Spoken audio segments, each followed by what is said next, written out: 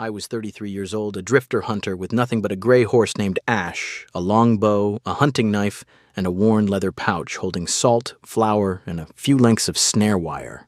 No fixed home, no family, nothing to tie me down. After the last border war where I had killed men simply to stay alive, I left the crowded human lands behind. Since then I kept to the forests, the mountain passes, and the old game trails that most people had forgotten. I crossed the Ashrock Gorge that day, a barren valley squeezed between human territory and the high Orc plateaus.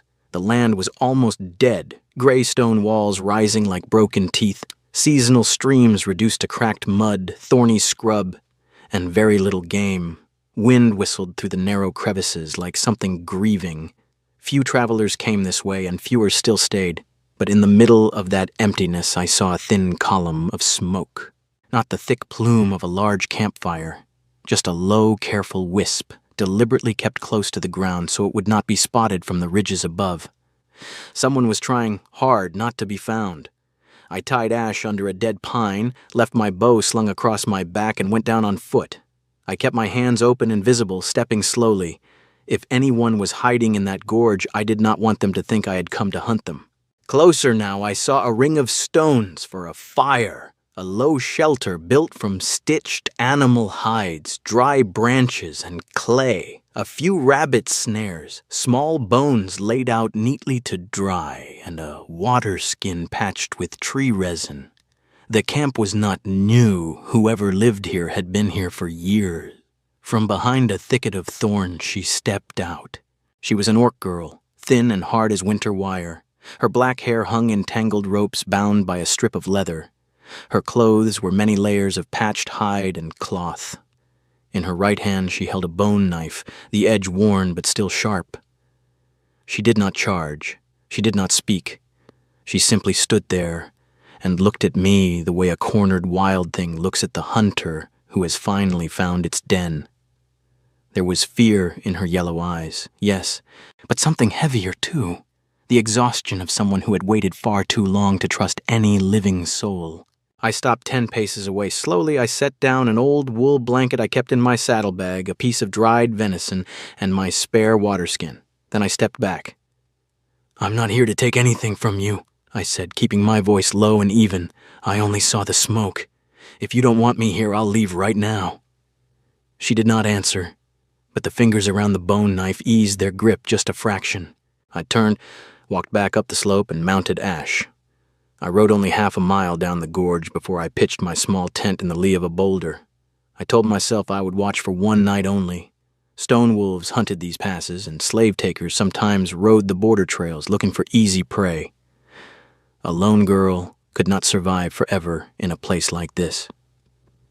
That night, I sat by my own small fire and listened to the wind. I did not sleep much. Near dawn, I saw movement. She came out of her shelter, glanced once toward my distant camp, then took the water skin and the meat I had left.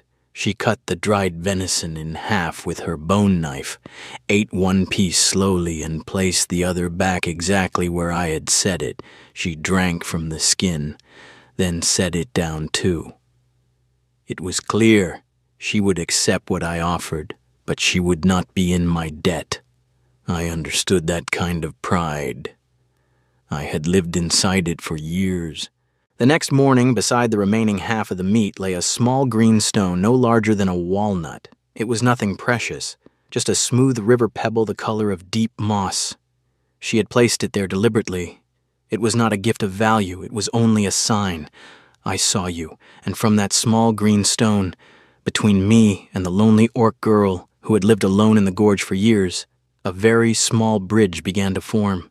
The days that followed were quiet ones, measured in small offerings left on stones and the slow unwinding of fear.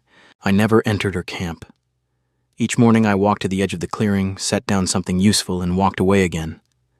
A length of good snare wire, a bone needle I had carved myself, a small pouch of salt, a handful of arrows that were still straight enough to fly true.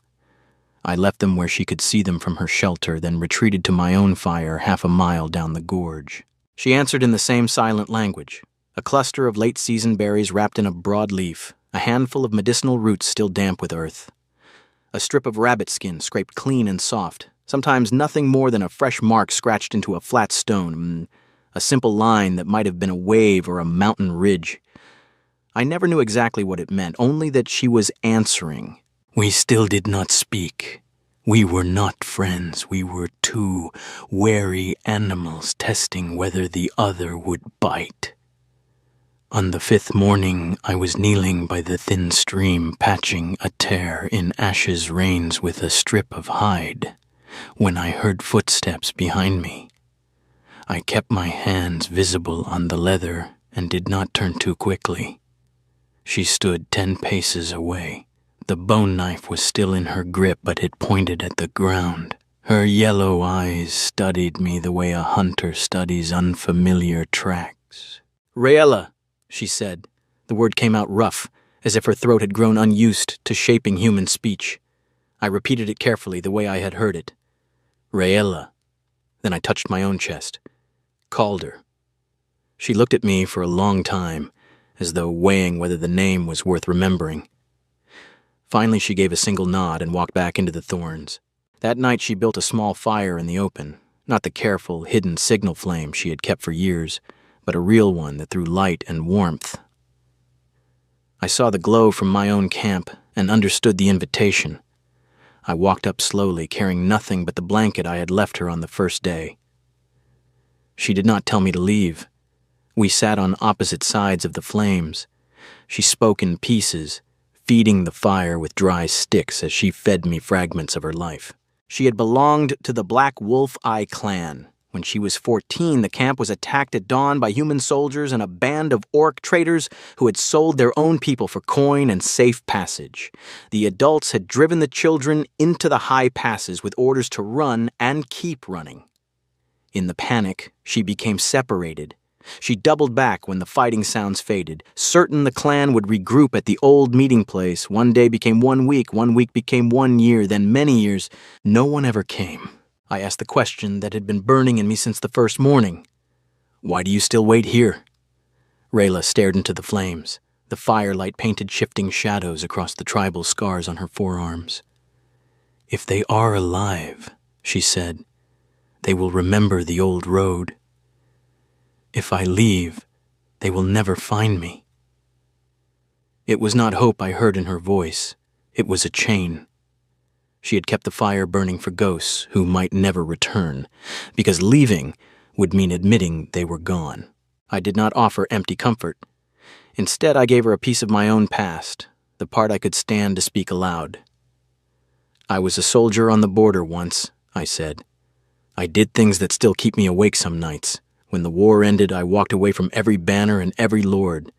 Now I hunt alone. I killed orcs. I saved orcs. I killed men. I saved men. War turns people into things that are hard to name." Her fingers tightened around the bone knife. She did not forgive me, but she also did not stand up and walk back into her shelter. That was something. In the days that followed, she began to watch me more openly. She noticed I never touched anything that belonged to her unless she offered it. I never stepped past the circle of stones around her fire unless she nodded. I asked few questions and never pressed for answers. I brought meat when I had extra and took nothing in return except the small gifts she chose to leave. To Raella, these small refusals were louder than any promise. One night the sky opened without warning. Rain hammered the gorge in sheets. I heard the wind tear at her shelter and the sound of hides ripping. I grabbed a coil of rope and ran through the downpour. She stood outside the collapsing lean-to, soaked to the bone, knife in hand, trying to hold the frame together with one arm. I did not ask permission. I simply began lashing new supports, driving stakes deep, stretching fresh hide over the worst tears. She worked beside me, silent, water streaming down her face. When the shelter was secure again, we were both drenched and breathing hard. She looked at the fire inside, now sputtering but still alive, then at me. "You can sit near the flames," she said. It was not much. To anyone else, it would have sounded ordinary. To Raella, it was the first door she had ever opened. That night, we sat on opposite sides of the small fire while the storm roared outside. Steam rose from our wet clothes. She kept glancing toward the dark mouth of the gorge where she had waited for her people every single night for more than half her life. But for the first time she was not sitting there alone, and neither was I. The days settled into a rhythm neither of us had planned, but both of us accepted. We began sharing the gorge the way two survivors share a single small boat. I hunted larger game when the wind was right, mountain goats and the occasional deer that wandered down from the high ridges. Rayla set her fine snares for rabbits and ground birds, her fingers quick and patient in ways mine never were. I repaired the roof of her shelter with fresh hides and stronger saplings. She showed me where to dig for the bitter roots that grew under flat stones and how to crush them into a paste that kept meat from spoiling. I gave her my spare steel knife, the one with the good edge. She taught me how to dry strips of venison over low smoke without wasting fuel. We never called each other partners. We never spoke of tomorrow. But every task slowly became ours. Rayla stopped building the tall signal fire she had kept burning every night for years. Some evenings she let the flames stay small and low. Other nights she let the fire die completely, and we sat together in the dark, listening to the wind move through the stones. I noticed the change but said nothing. That fire had been her promise to the people who never came back. Only she could decide when to let it go. One quiet evening she asked the question I had been waiting for. "You will leave one day?" I looked across the low flames at her. The firelight caught on the thin scars that crossed her forearms and the sharper lines of hunger that still lingered on her face. "Not yet," I answered. She studied me the way she had studied every gift I left on the rocks, carefully, distrustfully. Travelers always say, "Not yet." Then one morning their tracks point away and they are gone. I thought about the lie I could give her, the easy promise that would cost me nothing. Instead, I told her the truth I could manage. "If I go, I will tell you first. I will not disappear while you sleep." She turned the bone knife slowly in her hands, considering my words as if they were something sharp she might cut herself on. For Rayla, a simple promise of honesty carried more weight than any vow of forever. She had lost her entire clan without warning. My small honesty was something she could hold. 3 afternoons later, the world outside the gorge reminded us it had not forgotten the thin smoke that still sometimes rose between the stones. I was skinning a small deer near the stream when I saw dust rising along the upper ridge. 3 riders coming down the narrow trail, a border patrolman in faded surcoat, and 2 bounty hunters whose armor was more rust than steel. Their horses picked their way carefully over the loose scree. They were looking for something. I gave the low whistle Rayla and I had worked out. 2 short notes that meant danger. She melted into the cleft of rock behind her shelter without a sound. I kept working, knife steady, as if I had nothing to hide. The riders reached the bottom of the gorge and reined in a dozen paces from my camp. The patrolman, a hard-faced man with a sergeant's stripe on his sleeve, scanned the ground, the shelter, the drying racks. "Smoke was seen from the ridge 2 days running," he said. "Who keeps a fire in this dead place?" I wiped the knife on my thigh and answered without looking up. "I do. Good hunting here if you know where to look." One of the bounty hunters leaned forward in his saddle. His eyes moved over the smaller footprints in the soft earth near the stream, footprints that were clearly not mine. "There's talk of a lone orc female living somewhere in these passes," he said. "Green skin, black hair, about so tall. Seen any sign?" I kept my voice flat. "Stories out here outnumber the rabbits. Most of them are just as thin." The sergeant's gaze narrowed. "If you're hiding an enemy of the realm, the rope waits for you same as for her." I stood slowly, meeting his eyes. "I hunt meat. I dry it. I sell it in the border villages when I need salt and thread, that's all." They dismounted anyway and walked the camp. They poked at the shelter, kicked over a few drying racks, studied the prints. I held my breath and kept my hands loose at my sides. Rayla remained perfectly still in the rocks behind them. After long minutes, the sergeant spat into the dust. "Keep your eyes open, Hunter. If you see the orc, bring her in. There's silver for her head and none for the man who hides her." I said nothing. They mounted and rode back up the trail, dust trailing behind them like a warning. Only when the sound of hooves had faded completely did Rayla step out of the cleft. Her face was calm, but I saw the tremor in her fingers as she gripped the bone knife. She walked straight to me. "Why didn't you tell them?" I looked at the place where the riders had stood. Because they didn't ask for your name, they asked for prey. She stared at me for a long time.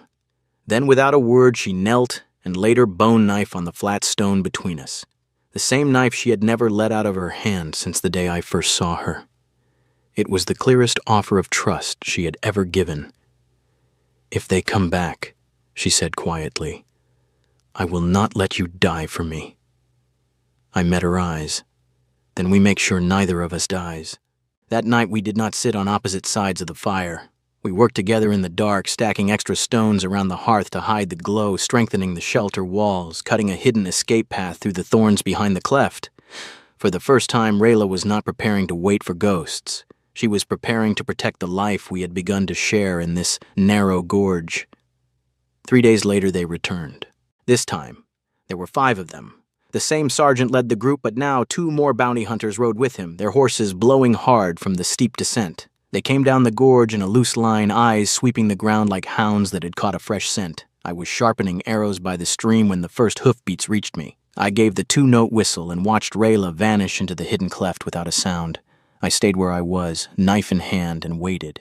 They reined in closer than before, almost at the edge of the fire circle. The sergeant's gaze moved over the fresh repairs to the shelter, the new stone ring around the hearth, the second set of footprints pressed into the soft earth beside the drying racks.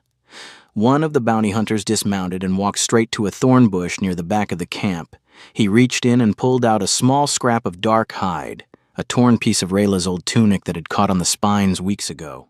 He held it up, the green-black color unmistakable even in the dusty light. "This isn't yours," he said. I stood slowly, my heart beat hard against my ribs, but my voice stayed level. "No.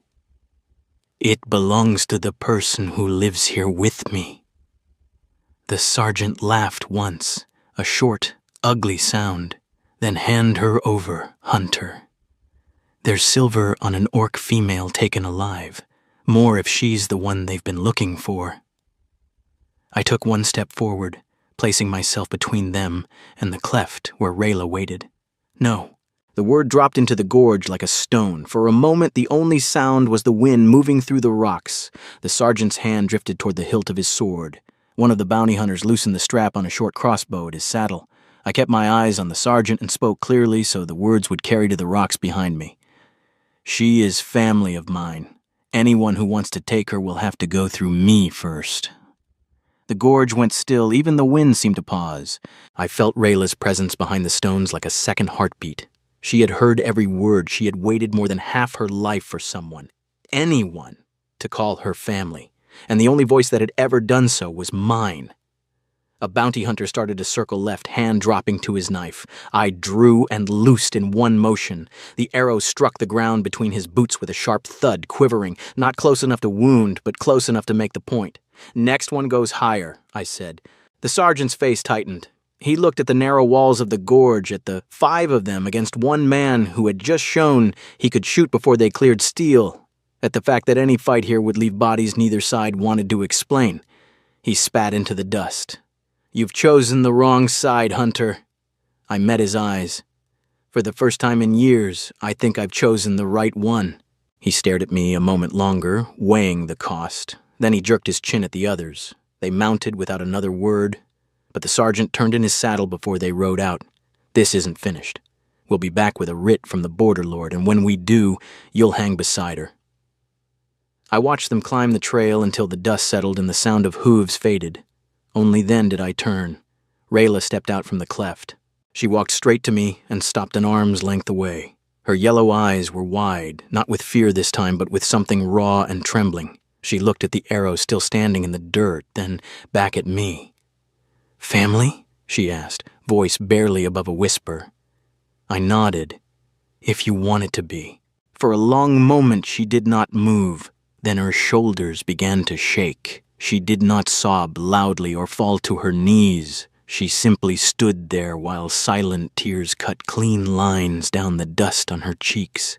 Tears she had probably not allowed herself since the day her clan vanished. "I waited for them," she said at last. "For years. I know. If they never come back, what then?" I reached out slowly and brushed a strand of black hair from her face with the back of my fingers. She did not flinch. Then you won't have to wait alone anymore. That night, she did something I had never seen her do. She walked to the place where she had kept the tall signal fire burning every evening for more than half her life. She knelt, gathered the last of the dry wood she had saved for her clan, and carried it to our small hearth. One by one, she fed the sticks into the low flames until the signal fire was gone completely. The tall column of smoke that had guided ghosts for so long rose no more. She did not do it because she had forgotten her people. She did it because for the first time since she was 14 years old, she no longer needed to keep a light burning for those who might never return. She had someone who had already chosen to stay. The truth could no longer stay buried. After the riders left, Rayla stood silent for a long time beside the cold hearth where her signal fire had once burned every night. Then she looked north, toward the higher passes where the last horn of her clan had sounded years ago, and said the words I had been waiting to hear. I need to know what happened to them. We left at first light the next morning. I carried my bow and a light pack. She carried her bone knife and the small wooden box that now held the string of bone beads that had belonged to her mother. Ash walked between us, hooves quiet on the stony ground. We climbed for 3 days through ravines I had never seen, following paths only Rayla remembered from childhood.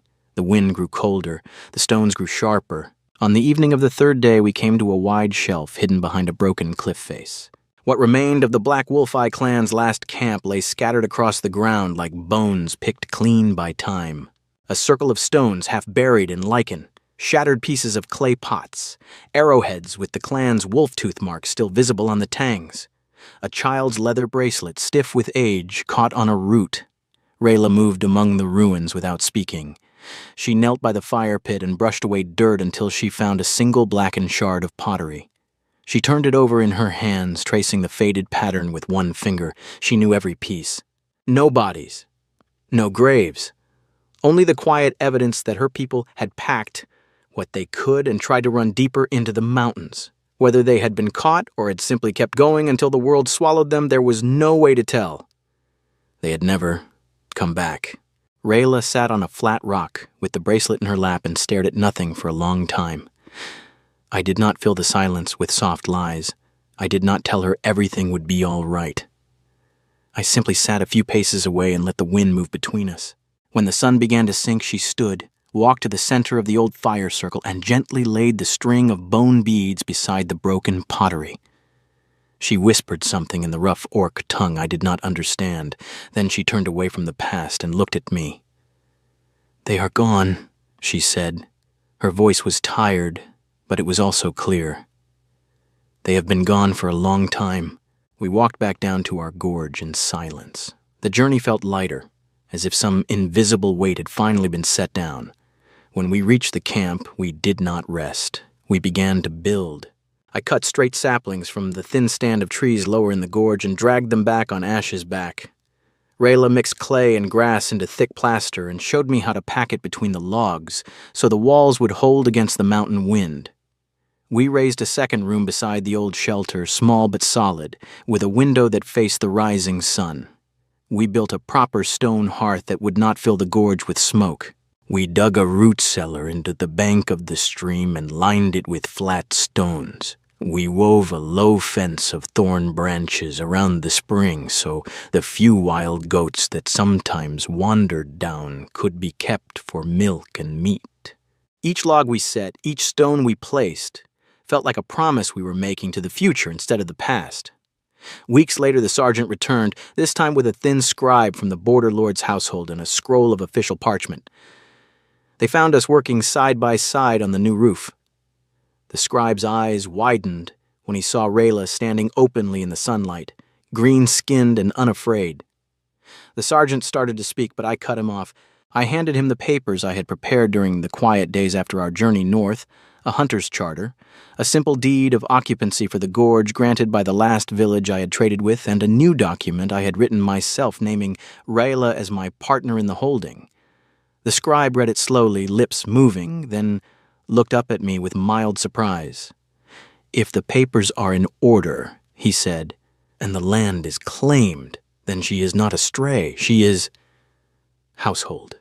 The sergeant's face twisted, but he had no writ strong enough to override a sealed document from the Lord's own clerk. They left without taking her. That night the gorge felt different. The air was still cold, but the walls of our new house held the warmth of the fire. Rayla sat across from me at the low table we had built together. The bone knife lay on the wood between us, no longer a weapon she kept ready at every moment. She looked at me for a long time. "Why me?" she asked. "Of all the places you could have ridden past, why did you stop for the smoke of a stranger?" I reached across the table and laid my hand palm up between us. After a moment, she placed hers over mine, the rough green skin warm against my calloused fingers. "Because you kept this place alive when the whole world had forgotten it," I said. "Because you refused to die even when every reason told you to, and because when I am here with you, I no longer feel the need to keep walking away from everything." She closed her fingers around mine in the orc way, a grip that meant acceptance, not ownership. Then she spoke the words I had never expected to hear from her. "Then stay." "I already have," I answered. Winter came slowly to the gorge. Snow dusted the high ridges first, then settled lower until the stones wore white cloaks. For the first time in more than half her life, Rayla did not spend the long evenings standing on the overlook, staring north into the passes where her clan had vanished. She still kept the string of bone beads in the small wooden box beside our bed. She still spoke their names, sometimes under her breath when the wind howled. But every morning she checked the snares, fed the small herd of goats, called my name when she needed another armful of wood, and smiled, a small, careful smile that grew easier with each passing day. The girl who had waited alone for years had finally stopped waiting. She had begun to live. The story had started with a lone orc girl who kept a signal fire burning for a people who never returned. She had guarded a scrap of shelter and a handful of memories through hunger and cold and endless silence. Then a drifting hunter followed a thin thread of smoke into the gorge and chose, against every rule of the world outside, not to walk away. Walk. I could not bring her clan back. I could not erase the years she had spent alone, but I could stay. And sometimes, for someone who has been left behind longer than she can remember, staying is the only miracle she needs. In the narrow gorge that had once been nothing but a place of waiting, we built a home. Not to replace what was lost, but to prove that even after many years of being forgotten, a person can still be found.